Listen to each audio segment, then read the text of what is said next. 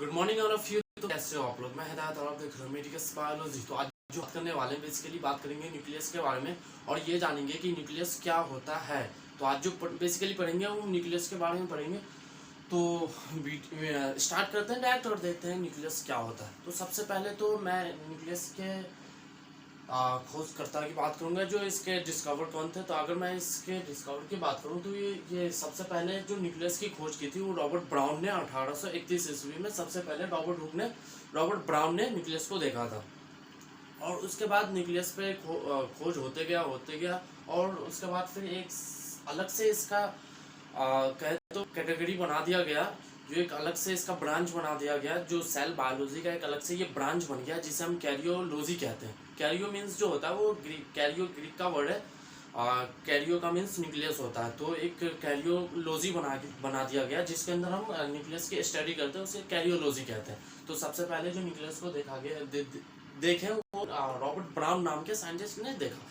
तो आज जो बेसिकली पढ़ेंगे वो न्यूक्लियस के बारे में पढ़ेंगे। तो स्टार्ट करते हैं और देखते हैं न्यूक्लियस क्या होता है। तो अगर मैं न्यूक्लियस की बात करूं तो ये जो होता है वो न्यूक्लियर पोर होता है।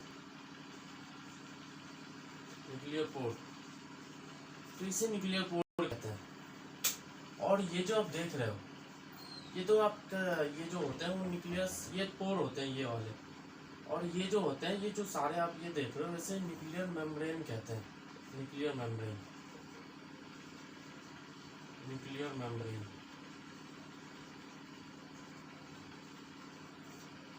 तो ये वाले न्यूक्लियर मेम्ब्रेन होते हैं और ये न्यूक्लियर पोर होता है। और इसके अंदर जो ये छोटा सा गोल सा देख रहे हो इसे न्यूक्लियोलस कहते हैं। न्यूक्लियोलस। और ये जो देख रहे हो ये इसे क्रोमेटिन कहते हैं। क्रोमेटिन। हम स्टेप बाय स्टेप सारे को पढ़ेंगे, उसके पहले इसके नाम जानते हैं, जो इसका नाम क्या होता है। तो हमें ये जाना ये जो सारे ये है इसे ये कहते हैं। अगर इसे क्या होता है आप ये कह सकते हो, ये जो ये देख रहे हो इसे न्यूक्लियोप्लाज्म कहते हैं। प्लाज्म, इसे न्यूक्लियोप्लाज्म कहते हैं। ये क्रोमेटिन होता है। तो हम जानते हैं कि ये क्या होता है। अगर मैं सबसे पहले बात करूं तो ये तो न्यूक्लियर मेम्ब्रेन होता है। तो न्यूक्लियर मेम्ब्रेन का काम आपने जाना था। जो न्यूक्लियर मेम्ब्रेन जो होता है सबसे पहले तो ये जानते हैं कि न्यूक्लियस क्या होता है। भाई साहब हम सब कुछ पढ़ लिया। तो इससे पहले हम जानते हैं न्यूक्लियर मेम्ब्रेन क्या होता है, क्योंकि हमें ये सबसे पहले जानना होता है। क्योंकि हमारा सबसे पहला जो सवाल होता है वो यही होता है, ये भाई साहब होता है क्या है, ये सबसे पहला सवाल होता है हमारा। तो सबसे पहले जानते हैं कि न्यूक्लियस क्या होता है। अगर मैं न्यूक्लियस की बात करूँ तो न्यूक्लियस जो होता है ना वो हमने सेल पढ़ा था। सेल, तो सेल के अंदर हमने पढ़ा था न्यूक्लियस, यानी सेल के अंदर हमने न्यूक्लियस पढ़ा था। न्यूक्लियस क्या था? वो सेल का एक गार्जियन था, यानी सबको जो कंट्रोल करने का काम होता है वो न्यूक्लियस का होता है। यानी जो इसका माइंड का है, तो एक तरीके से कहे तो माइंड होता है, ये गार्जियन होता है, सबको चलाने का जो काम करता है ये न्यूक्लियस करता है। ये सेल के अंदर प्रेजेंट होता है। यानी हमने देखा था ये सेल पढ़ा था, सेल के अंदर जो बहुत सारे थे, mitochondria, ribosomes, lysosomes, endoplasmic reticulum, तो सेंट्रोसोम्स, तो सारे जो ऑर्गेनल्स थे उसमें एक जो ये था न्यूक्लियस भी था। लेकिन न्यूक्लियस जो था वो सबसे हेड था, यानी सबका गार्जियन था। तो न्यूक्लियस हमने पढ़ा था। तो ये देखते हैं जो ये होता है कि हमने ये जान लिया जो न्यूक्लियस जो होता है वो सेल के अंदर प्रेजेंट। तो ये जो था न्यूक्लियर मेम्ब्रेन, यानी न्यूक्लियर मेम्ब्रेन जो होता है जैसे हमने सेल पढ़ा था, तो सेल के अंदर जो साइटोप्लाज्म था, यानी ये एक तो इसके अंदर न्यूक्लियोप्लाज्म होता है, ये आप क्या देख रहे हो न्यूक्लियोप्लाज्म। एक होता है साइटोप्लाज्म, यानी साइटोप्लाज्म जो होता है वो न्यूक्लियस को छोड़ के जो न्यूक्लियस के बाहर बाहर होते हैं उसे साइटोप्लाज्म कहते हैं। अगर दोनों को कहें तो प्रोटोप्लाज्म कह सकते हैं। लेकिन अभी जो हम बात कर रहे हैं वो साइटोप्लाज्म की बात कर रहे हैं। जो साइटोप्लाज्म क्या होता है, तो साइटोप्लाज्म से जो ये होता है वो एक तरीके से प्रोटोप्लाज्म को, न्यूक्लियोलस को, क्रोमेटिन्स को प्रोटेक्ट करके रखती है। तो इसका ये काम होता है। न्यूक्लियर पोर जो होता है, न्यूक्लियर पोर का जो बेसिकली काम होता है क्या होता है, जो कोई भी हार्मफुल चीज़ आती है या प्रोटीन्स वगैरह जाती है तो उसको रिकॉग्नाइज करने का काम करती है, पहचानने का काम करती है, जो इसको जाना चाहिए या नहीं जाना चाहिए। तो बेसिकली जो न्यूक्लियर पोर का काम होता है, आप देख रहे हो कि यहाँ पर खाली जगह बन रही है, यानी एक फिल्टर के तरीके से ये काम करता है। तो न्यूक्लियर पोर जो है बेसिकली इसका यही काम होता है, कुछ नहीं होता। इसके अंदर न्यूक्लियोप्लाज्म था, न्यूक्लियोप्लाज्म भी वही होता है। तो ये लिक्विड फॉर्म में होता है। इसके अंदर क्रोमेटिन की बात करेंगे हम और न्यूक्लियोलस की बात करेंगे, जो ये क्या होता है। तो सबसे पहले तो हम न्यूक्लियोलस की बात कर लेते हैं। न्यूक्लियोलस जो होता है वो आरएनए एंड प्रोटीन का बना होता है। न्यूक्लियस जो होता है वो आरएनए एंड प्रोटीन्स का बना होता है, और ये एक तरीके से ग्रेनुल्स टाइप में होते हैं ये।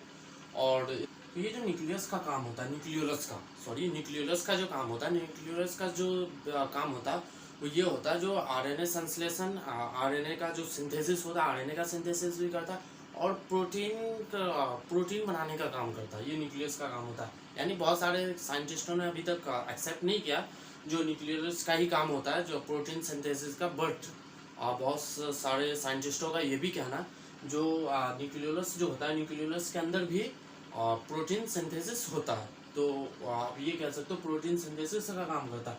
तो हम क्रोमेटिन की बात करते हैं। क्रोमेटिन क्या होता है? यानी क्रोमेटिन जो होता है वो क्रोमोसोम को ही हम क्रोमेटिन कहते हैं। क्यों कहते हैं? ये तो अभी ये छोटा है, ये बहुत पतले पतले रेशेदार में फाइबर्स टाइप में अभी आप देख रहे हो। लेकिन ऐसा होता है जब सेल डिवीजन होता है, तो सेल डिवीजन में क्या होता है, जो ये अगले प्रोसेस में, जैसे प्रोसेस जो होते हैं उसके फाइव स्टेज होते हैं, तो उसके अंदर क्या होता है, जो ये क्रोमेटिन जो होता है वो क्रोमोसोम का निर्माण करता है। यानी कुछ दिन बाद गाढ़ा होता है, कुछ दिन बाद का मतलब जो होता है अगले प्रोसेस में वो गाढ़ा होता है और क्रोमोसोम का निर्माण करता है। क्रोमोसोम का निर्माण करता है।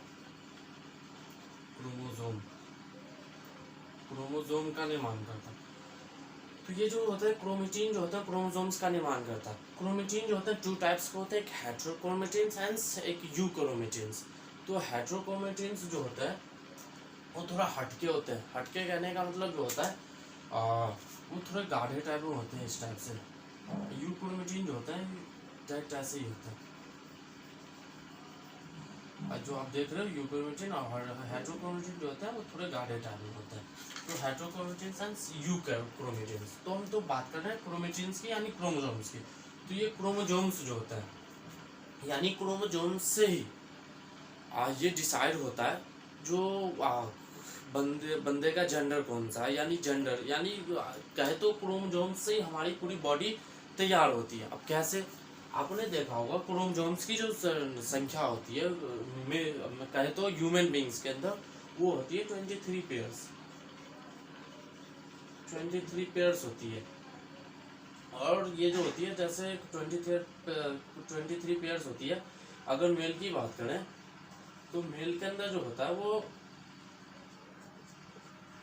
ये होता है 22 + XY।